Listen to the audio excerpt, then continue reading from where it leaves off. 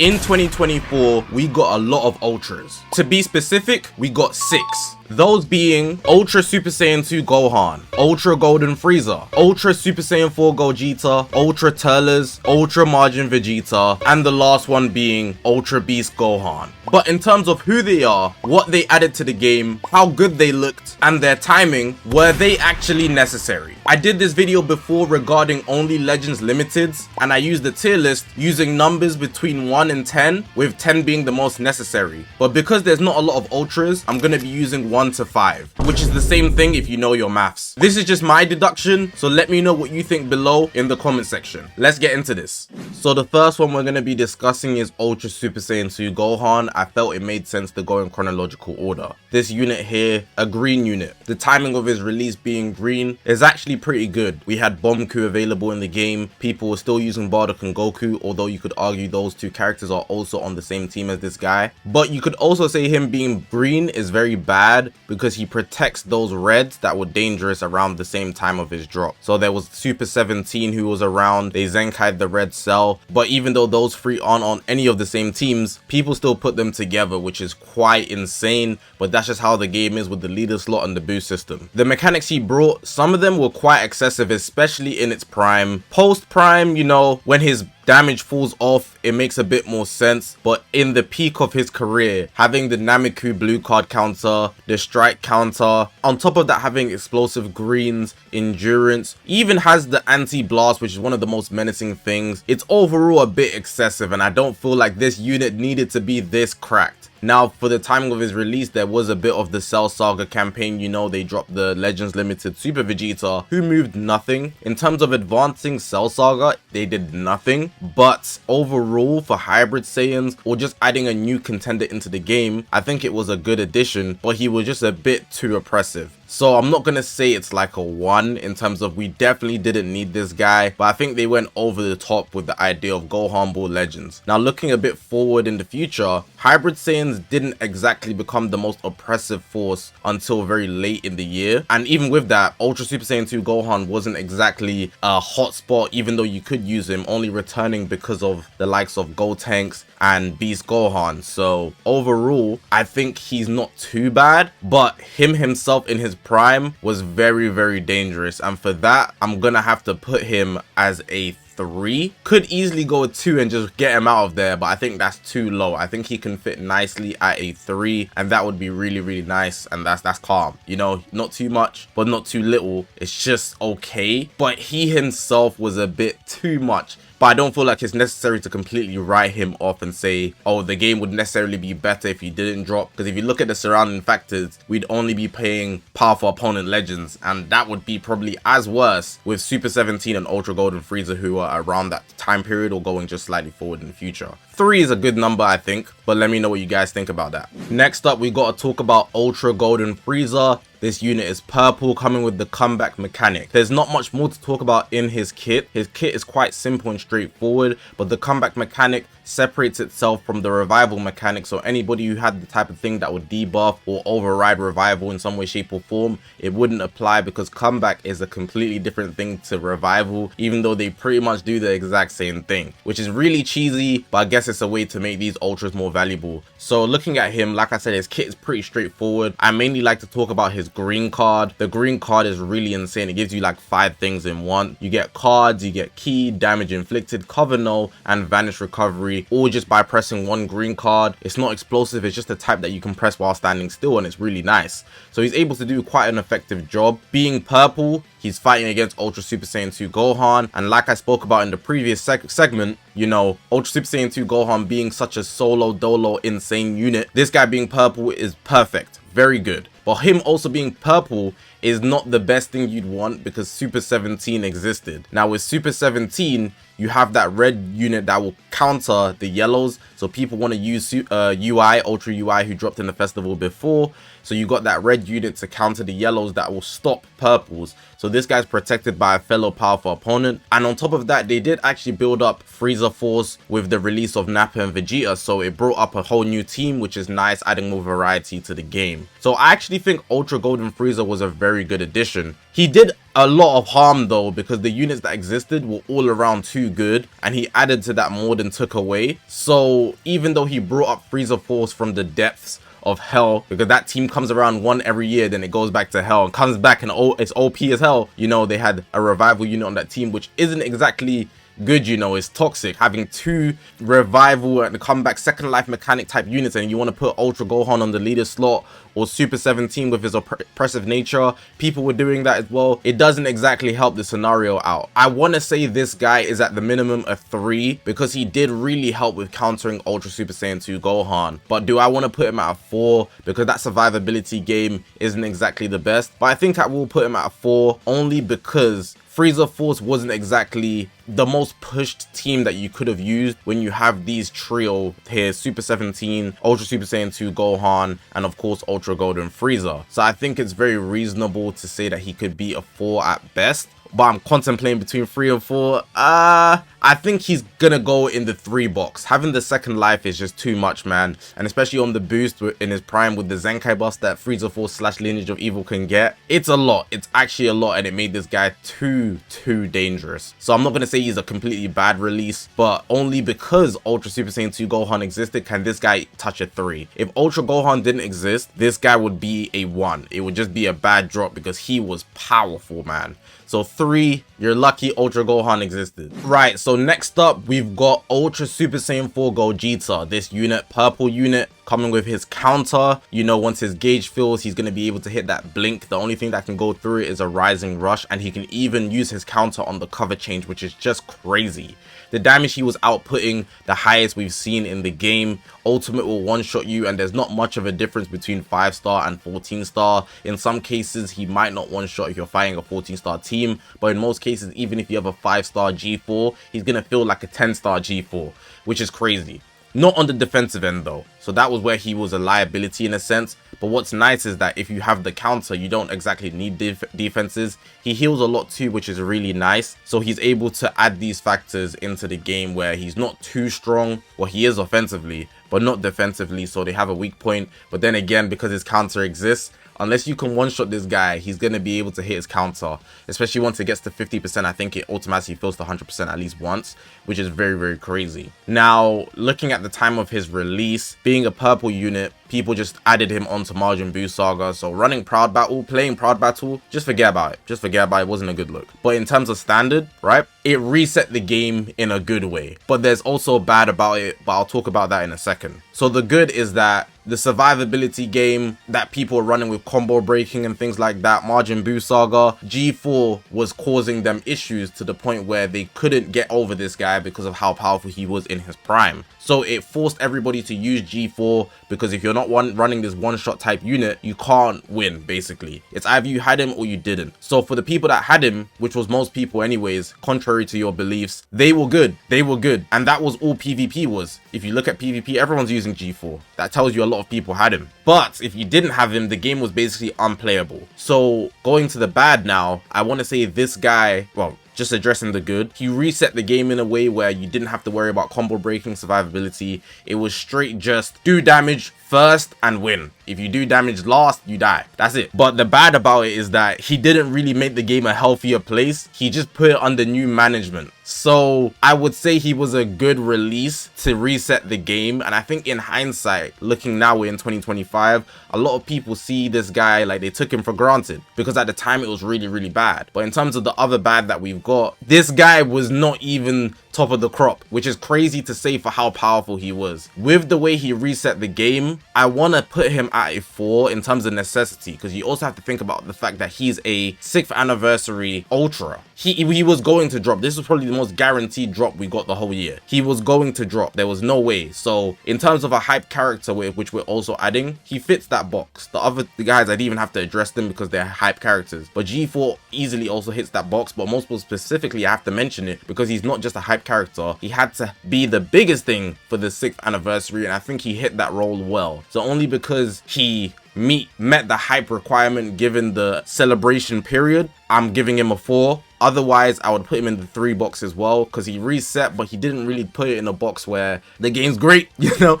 But people were happy to have him. People were enjoying him. He had beautiful animations and whatnot. So I think 4 is justifiable considering that it's the celebration period. Ultra Turles, Blue Ultra, also with the comeback mechanic. This is one I want to speak about because I think this guy was very much a good addition to the game. Overall healthy. I'd say potentially the most healthiest release we got all year round. This guy here with his second life mechanic, he's able to lock you in, and he played a part for the Sagas from the Movies campaign, but also a big addition to why Ultra G4 wasn't as oppressive as he was in his prime. After the anniversary, the devs basically made a big push to put G4 out of here. We've seen this trend before with every Celebration Ultra, and this guy was, you'd think he was the nail in the coffin, but he wasn't. But even outside of that, I think he was just generally good to building up sagas from the movies, and also a new addition to powerful opponents to counter the Majin Buu saga teams that we had, and also the Fusion Warrior teams that we had on top of potentially GT. G4 was just too oppressive, so they had to add this guy. They had the Triku release, so there was yellow and blue. Guys should know yellow and blue work really well because blue protects yellow from reds, blue beats red, which beats yellow. So that's also a nice factor, especially since the yellows, specifically Triku, was attacking G4. Very dedicated counter to that unit who was the best in the game. But this guy here, he doesn't do anything too toxic besides being tanky, and he brought this survivability type of meta. Now, I'm not going to speak on my personal preference in this because if you guys know me, I would rather have G4's meta where everybody's just one-shotting people versus having the survivability game where you're getting taken to 0 time accounts because this guy has a second life. But having a one-shot meta is not healthy either because, again, it's either you get the first priority or you die. So my personal preference isn't a factor for this, but in general, in shifting the game from something that was bad and making it somewhat more balanced, because not every team is going to be tanky to the degree where it will take you to 0 time accounts, especially at the time of this guy's release. I think he's a very good addition. He doesn't do anything too toxic. He has a second life, and if you take him out, he's going to put you in a position where you basically have to give up the priority unless you switch out, and you'll still be stuck for maybe a couple more seconds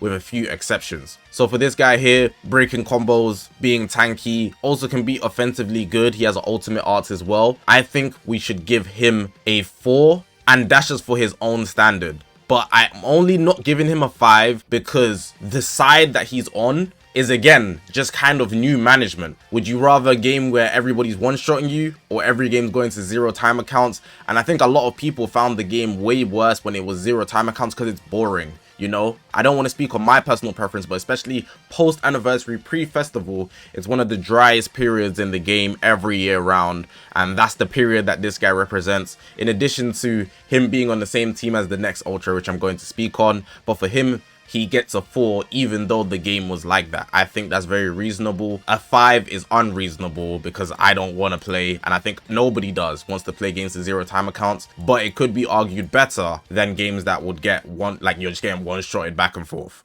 The 5th Ultra of the year, Ultra Majin Vegeta, a yellow unit. Now, I can start off easily and say this is one of the worst, no, it's the worst release in the whole of 2024. The way this guy was built was really to put the nail in the coffin. It's almost as if they understood that in 2023, when they released Ultra Vegeta Blue for the 5th anniversary, they failed on taking him out because he's still being used in 2024, probably will still be used in 2025. So they made sure that they do not make that happen again, and they get G4 out of here. They have to make him completely useless. If he can be used, it's not good enough. They already had Triku and they had Turles, so they had the survivability game on lock. You're playing to 0 time accounts. If you try to do anything massive with G4, did someone say massive? Sorry. I had to get there before somebody in the comment sections does. You know, yo, you're not going to be able to play if you want to use anything like that. But then adding this guy, who is also basically a G4 variant. He has the blast counter, which works in the exact same way as G4. It works on the cover change, but only for blast. It's bad enough, you know. Lock-in ultimate, one of the worst things you can get, especially on an ultra like this. Being on Majin Buu Saga, one of the worst teams at that time. Having buff cancellation, crazy.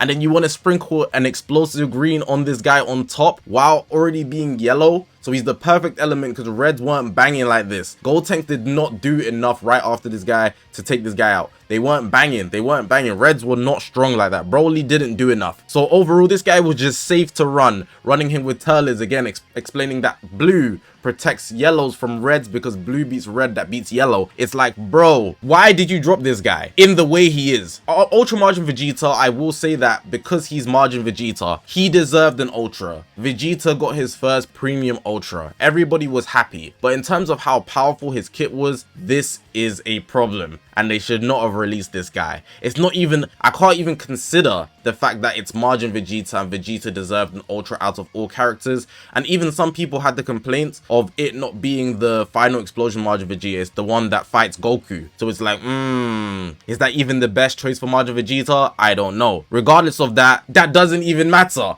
because he was such a bad release in terms of how he affected the game. People like that are more new gen, but in general, people consider this period of time when this guy, even though he just came off the boost now, this guy here being a unit that existed in his prime, one of the worst releases we've ever had in Dragon Ball Legends. So easily, I'm giving this guy a 1. I can't even try give him a 2 because it's Vegeta and Vegeta deserved the premium Ultra. They could have done it later or earlier and made it different. You know, they didn't have to make him this strong with Majin Buu Saga already being the way it is, and then him also being leader slotted on the sagas from the movies team with Shriku and Turles. It's just too much. So a 1, the least necessary release in the whole year. And I can't even give him the 2 as a benefit of the doubt. We just didn't need this guy. Now we've got the final Ultra release of 2024. The festival unit here, Ultra Beast Gohan. Main 2 gimmicks, he has the Go Frieza counter, but unlike Go Frieza, he also hits out more damage. He hits you with that dangerous kick after he just stands there.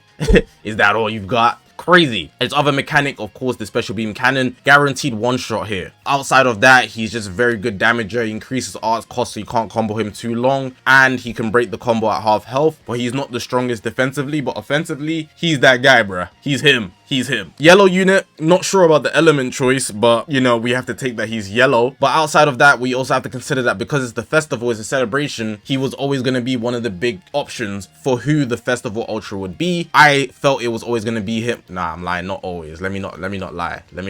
But when it came down to the final choice I had to pick, I think I posted it a day or 2 before. I felt like Beast Gohan made the most sense, you know? So he did fit the hype factor, but I think overall the festival feeling was already stale because of the previous releases. Saying that the most hype release for a lot of people was Daimaku says a lot, you know? Even though the people were downplaying the potential of Daima, Vegito Blue, another Vegito, people are kind of fed up about it. My personal favorite though. Rose, even though people were hype about him, they wanted the fusions of Masu. We did get one now, but you know. And Super Saiyan 2, Super Saiyan 3 Goku just pushing towards the Majin Buu Saga and even making an infinite combo team with, I believe, Super Saiyan 2, Super Saiyan 3 Goku, Majin Vegeta, and the third is Green Vegito Blue. That team can literally infinite combo. Not like Evoken 99 plus. I'm talking infinite, especially if you have indestructible, they can infinite combo you from 180 to 0 without stopping.